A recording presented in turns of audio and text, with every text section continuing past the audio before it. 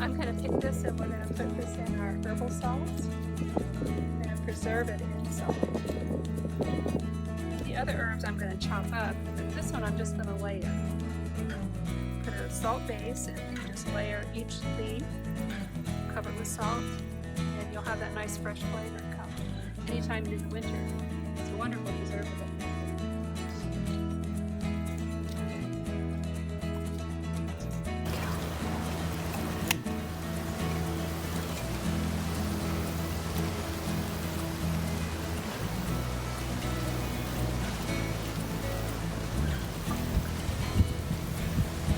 This is a rosemary, and it's kind of unusual for rosemary to last through the winters here, but we've had such mild winters the last couple years.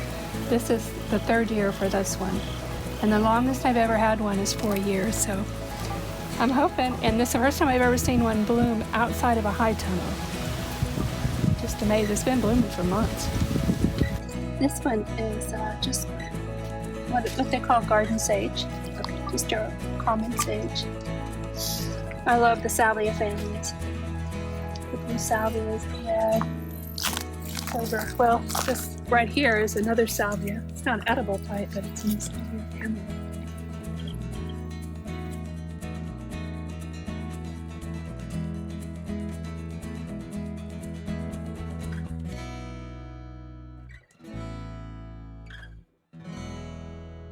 Got a good base layer, because you don't want the basil not touching anything. You want it to be laying on the salt.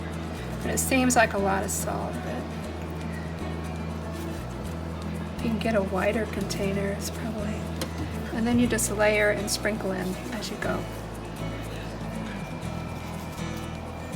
And a fair amount, which I think is a fair amount of salt between each layer.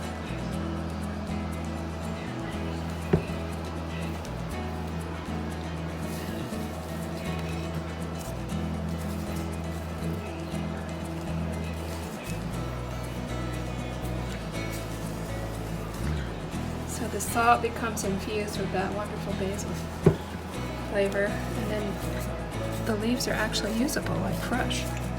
You shake the salt on, you rinse them, and then use them in recipes where you don't have that fresh basil flavor in the winter. Miss it. I miss it.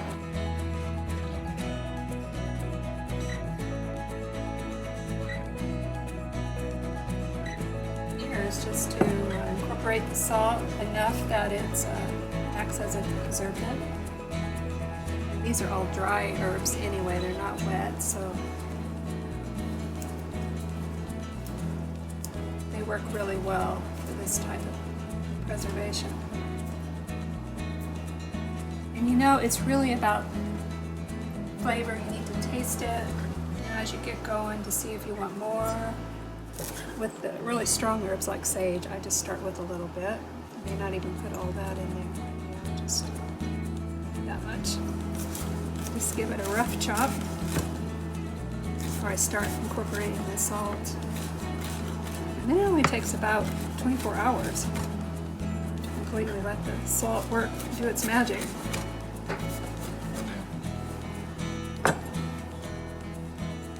I think salt makes a difference. It's not 100% crucial. I suppose you could use just regular table salt, but why would you? You know, when you've got the mineral salt and it works in a nutritional way as opposed to the opposite with the regular table salt.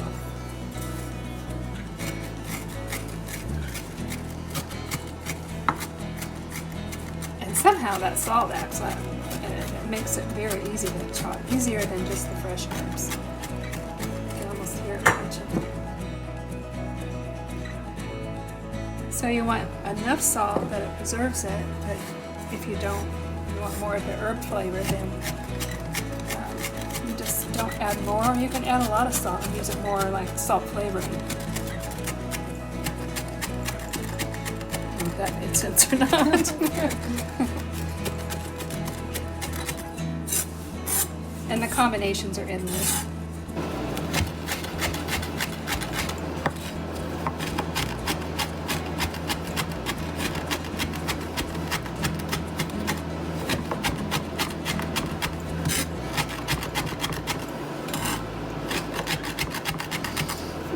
while you kind of get a rhythm going to get it all worked in.